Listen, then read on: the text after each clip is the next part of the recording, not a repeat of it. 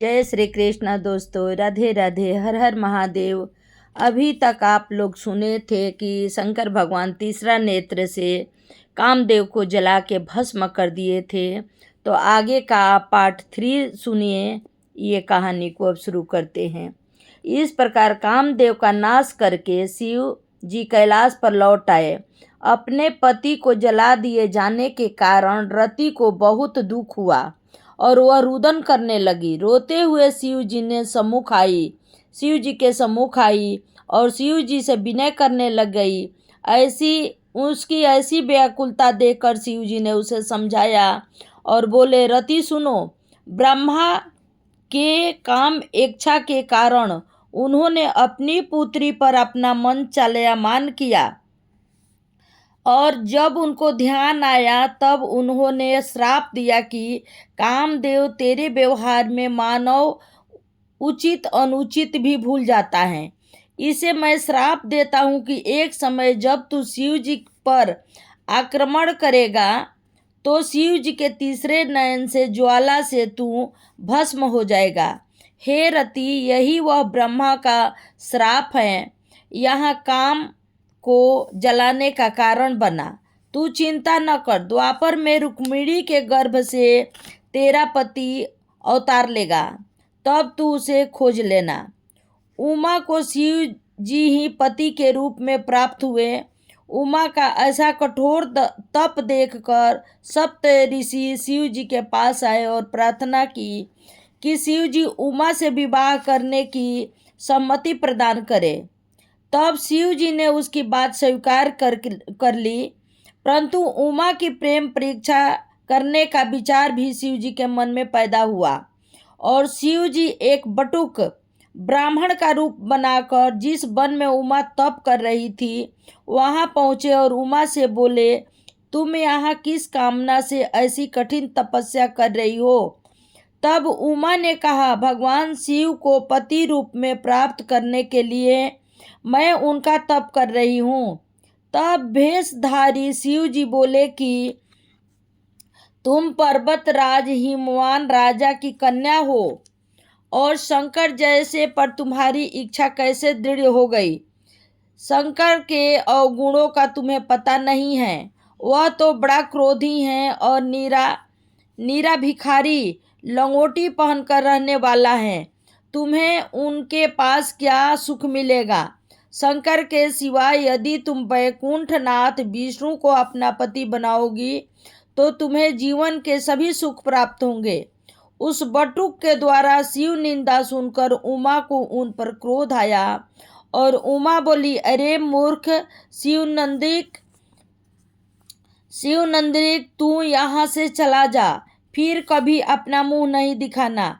उमा का ऐसा क्रोध, अपने में ऐसी श्रद्धा देख शिव जी प्रसन्न हो गए और बटुक ब्राह्मण के भेष को त्याग कर साक्षात रूप में उमा के सम्मुख उपस्थित हो गए। शिव रूप देखकर उमा ने उनके चरणों में शीश नवाकर उनकी जय जयकार मनाई और परिक्रमा करके सन्मुख खड़ी होकर स्तुति की।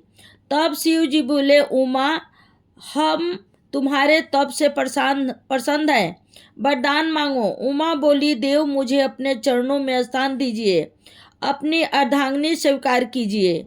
यह सुन शिव जी ने एवं मस्तुत कहा और उमा से विदा होकर कैलाश पर लौट गए। तब उमा भी कामना पूर्ण होने का समाधान प्राप्त कर अपने पिता के घर लौट गई। कैलाश पर आकर शिव जी ने सप्त ऋषियों को बुलाया और उन्हें हिमवान के यहाँ भेजा। हिमवान ने आदर पूर्वक पूजन करके सप्त ऋषियों को बैठाया और ऋषि पत्नी अरुंधति ने रानीवास में जाकर उमा का रूप देखा। वे बड़ी प्रसन्न हुई।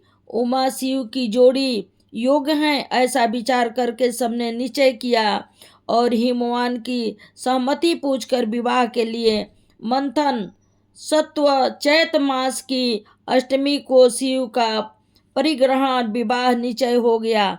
यह सब कार्य ठीक कर सप्त ऋषियों ने शिव जी को इसकी सूचना दे दी और अपने स्थान को गए और तब कब शिव उमा का विवाह हो, यही सब देवताओं के मन में गूंजने लगी। कुछ दिनों बाद शिव जी ने नंदी के द्वारा सब देवताओं के पास अपने विवाह का निमंत्रण भेजा।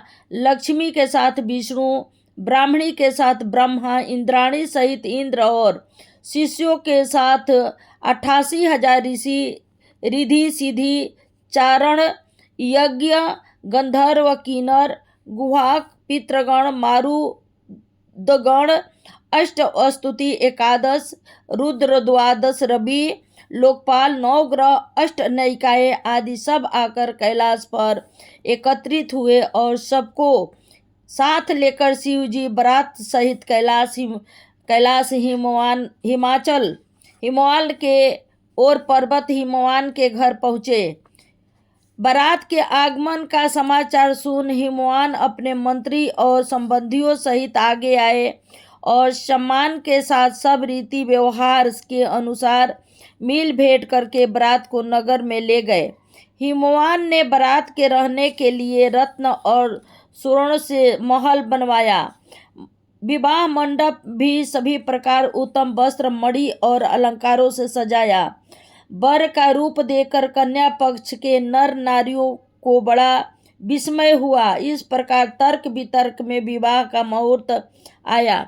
विवाह का सभी कार्य स्वयं ब्रह्मादेव की देखरेख में व्यवस्थित किया गया। जिस घर स्वयं जगदम्बा अवतरित हैं, वहां पर सांसारिक वैभव की सामग्री की क्या कमी हो सकती है। 8 सिद्धियां 9 निधियां वहां पर सभी कार्य तत्परता से पूर्ण कर रही थी।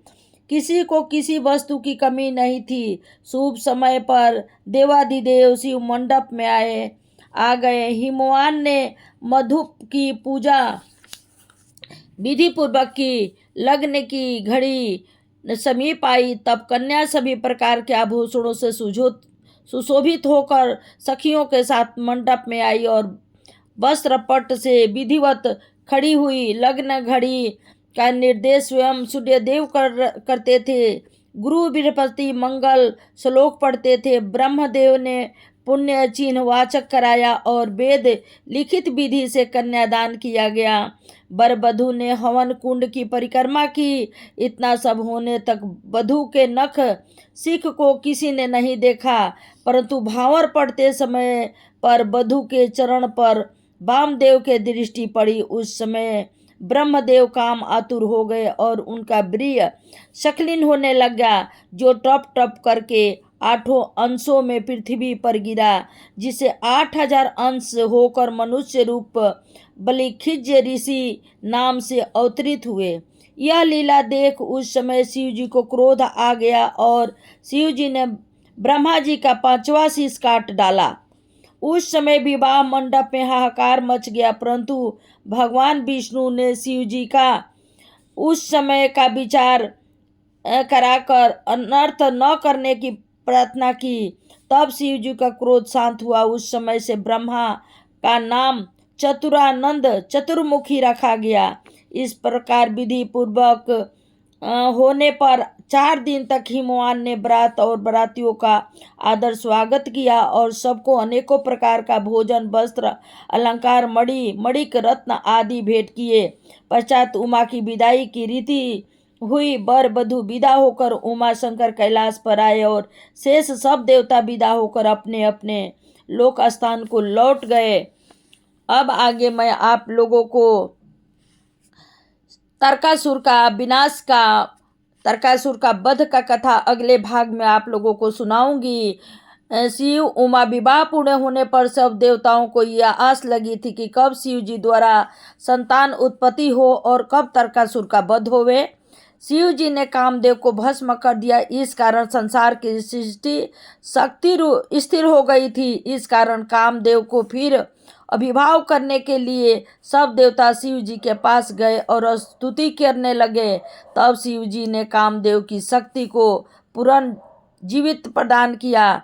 यहाँ तारकासुर का अत्याचार बढ़ता ही जा रहा था। देवताओं की कामना थी कि कब शिव जी पुत्र उत्पन्न हो शिव जी के और इस सृष्टि का विनाश किया जाए। इस विचार से संसद देवता शिव जी के शरण में आए। उस समय उमा शिव दोनों एकांतवास में थे। और यहाँ तक आप लोगों को कथा सुनाई। आगे के कथा आप लोगों को दूसरे भाग में अब सुनाऊंगी। दूसरा क्या तीसरा भाग में आप लोगों को ये कथा सुनाऊंगी। और ये वीडियो कैसे लगी आप लोगों को ये बताइएगा कमेंट करके। और अच्छा लगे तो वीडियो को लाइक शेयर और सब्सक्राइब भी कीजिएगा। हर हर महादेव, हर हर महादेव।